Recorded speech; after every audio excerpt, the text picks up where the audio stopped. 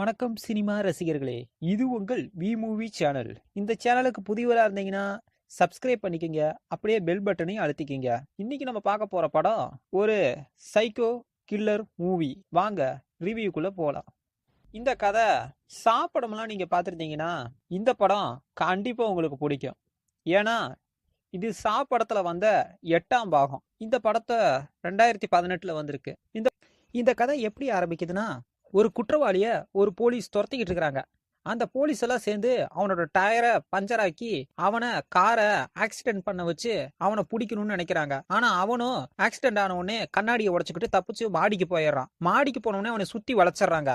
ஆனா அவன் போய் அந்த ட்ரிகரை எடுத்து கையில வச்சுக்கிறான். போலீஸ் எல்லாம் அந்த ட்ரிகரை கீழே போட்டு கையை தூக்குங்கிறாங்க. ஆனா அவனும் ட்ரிகரை கீழே போட மாட்டேன், நான் ஆபீசரை பார்க்கணும் அப்படின்னு சொல்லி சொல்றான். உடனே ஆபீசர் வராரு. நீ என்ன பண்ற, ஒழுங்கா ட்ரிகரை போட்டுன்னா ஆபீசர் வந்து சொல்றாரு. ஆனா அவன் ட்ரிகரை போட மாட்டேங்கிறான். ஒரு 5 பேரோட உயிர் ஆபத்துல இருக்குது, இந்த ட்ரிகரை என்னால போட முடியாது, இப்ப நான் இந்த ட்ரிகரை அழுத்தி ஆகணும், கேம் ஸ்டார்ட் ஆக போகுது அப்படின்னு சொல்றான். உடனே என்ன கேம் என்ன சொல்றேன்னு சொல்லிட்டு இருக்கும் போதே அவன் ட்ரிகரை அழுத்திடுறான். அழுத்தின உடனே எல்லா போலீஸ் சேர்ந்து அவனை சுட்டுறாங்க. சுட்டு அவனை கீழே தள்ளிடுறாங்க. இந்த படத்தோட முதல் சீன் இப்படி முடியுது. அடுத்த சீனு ஒரு ரூம்ல ஒரு 5 பேர்த்த கழுத்துல சங்கிலியை கட்டி உட்கார வச்சிருக்காங்க. அவங்க கண்ணு முழிக்கிறாங்க. கண்ணு முழிச்சு என்னடா அது எங்க இருக்கிறோன்னு புரியாம முழிக்கிறாங்க. உடனே அவங்க எங்க இருக்கிறோன்னு தெரியலையேன்னு கதவையெல்லாம் தட்டுறாங்க, எதுவும் திறக்க மாட்டேங்குது. இப்படி இருக்கும்போது அந்த 5 பேத்துல ஒருத்தன் மட்டும் மயக்கத்துல இருக்கிறான். உடனே மைக்ல வில்லன் பேசுறான். வில்லன், நீங்க எல்லாம் உங்க வாழ்க்கைய தப்பான வழியில கொண்டுட்டு போயிருக்கிறீங்க அப்படி இப்படின்னு அவங்களுக்கு சொல்லிக்கிட்டு இருக்கான். அடிஸ் எல்லாம் கொடுத்துட்டு சொல்றான்,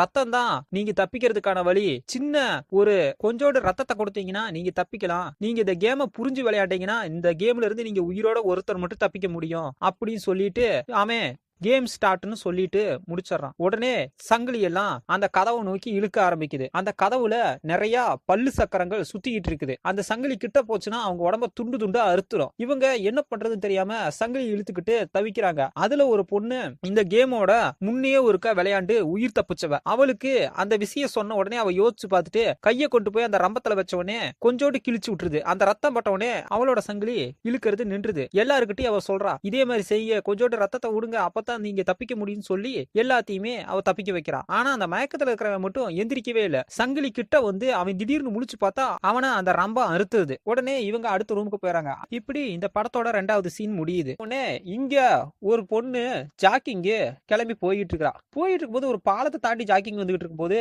எல்லாரும் அண்ணாந்து அந்த பாலத்தையே பார்த்துட்டு இருக்காங்க. என்னது நீ திரும்பி பார்த்தா அந்த அந்த ரூம்ல ரம்பத்துல அறுபட்டவன் இங்க தூக்குல தொங்கிக்கிட்டு இருக்கான். எல்லாம் அவ கத்த ஆரம்பிச்சிடறான். உடனே போலீஸ் எல்லாம் வந்து அந்த பாடி எடுத்து கொண்டு போய் வச்சா ஒரு ஷாக்கிங்கா இருக்குது. ஏன்னா அந்த கொன்ன முறை 10 வருஷத்துக்கு முன்னாடி ஒரு சைக்கோ கொலைகாரன் கொன்ன முறை. என்னதாவது இதே மாதிரி கொண்டிருக்கிறானே, அவன் தான் செத்துட்டானேன்னு எல்லாரும் ஷாக் ஆகுறாங்க. அவனை டெஸ்ட் பண்றதுக்கோசரம் ஒரு ஸ்பெஷல் டாக்டரை கூட்டிட்டு வராங்க. அவரு அந்த மாதிரி கேஸ்ல ரொம்ப கை தேர்ந்தவர். அவரு வந்து பார்த்துட்டு அவன் உடம்புல ஒரு மைக்ரோ சிப் வச்சிருக்காங்க. அதை எடுத்து அவரு கேட்டா, இந்த மாதிரி 4 பேர்த்த நான் புடிச்சு வச்சிருக்கிறேன், அவங்கள காப்பாத்தணும்னா நீங்க முடிஞ்சா என்னை கண்டுபிடிச்சுக்குங்க அப்படின்னா அந்த சைக்கோ கொலைகார சவால் விடுறான். சவால் விட்ட உடனே இந்த போலீஸ்காரங்கள முழிக்கிறாங்க. எப்படி அவங்கள கண்டுபிடிக்கிறது, எங்க அவங்க இருக்கிறாங்கன்னு தொலைவிக்கிட்டு இருக்கிறாங்க.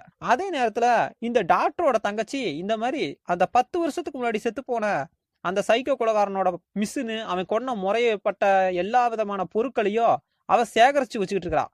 அவ மேல போலீஸ்காரங்களுக்கு சந்தேகப்பட்டு இந்த டாக்டரை பின்தொடர்றாங்க போலீஸ்காரங்க.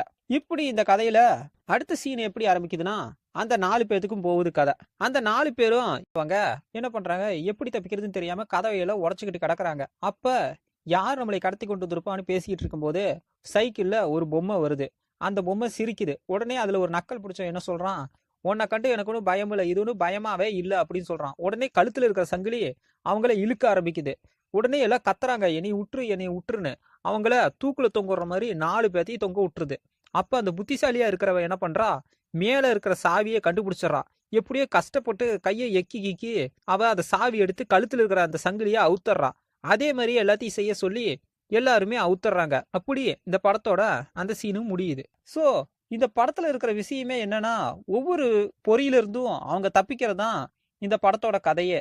இந்த கில்லர் பாத்தீங்கன்னா, இந்த மூவிலே பிடிச்ச விஷயம் என்னன்னா, ஒவ்வொரு டைமும் அந்த பொறி வச்சு அவங்கள பிடிக்கிறதும், அவங்க அதுல இருந்து தப்பிக்கிறதுக்கோசரம் அவங்க உடல்ல இருக்கிற ஒவ்வொரு பாகத்தையும் அவங்க இழக்கிறதும் படத்தோட வெற்றியே. இந்த படம் நீங்க பார்த்துருந்தீங்கன்னா உங்களுக்கு கண்டிப்பா இந்த படமும் பிடிக்கும். இது மொத்தம் 7 பாகம் வந்திருக்குது. இது அதுல வந்த தொடர்ச்சி தான் 8ஆம் பாகம். இந்த படத்துல செத்து போன 10 வருஷத்துக்கு முன்னாடி இருந்த அந்த சைக்கோ கொலைகாரனை திரும்பி வந்த மாதிரி இந்த கதை வந்து எடுத்திருப்பாங்க. அது மட்டும் இல்லாம அவனுக்கு ஒருத்தன் உதவி செய்வான். அவன் யாருங்கிறதும் இந்த கதையோட கிளைமேக்ஸ்ல செம்மையா காட்டியிருப்பாங்க. இந்த கதையே பயங்கர ட்விஸ்டா இருக்கும். ஏன்னா இந்த படத்துல விறுவிறுப்புக்கு பஞ்சமே இருக்காது. அந்த அளவுக்கு இந்த படத்துல விறுவிறுப்பு இருக்கும். அதுவும் முக்கியமா ஒரு 2 பேரு, அந்த பொண்ணும் ஒரு கருப்பனும் இருப்பான். 2 பேரும் ஒரு சோளம் கொட்டுற உணவு கிடங்குக்குள்ள போயிருவாங்க. போன உடனே கதவு சாத்திக்கும். கதவு சாத்தின உடனே சோளமெல்லாம் கொட்டி அவங்க கழுத்தளவுக்கு முழுகிருவாங்க.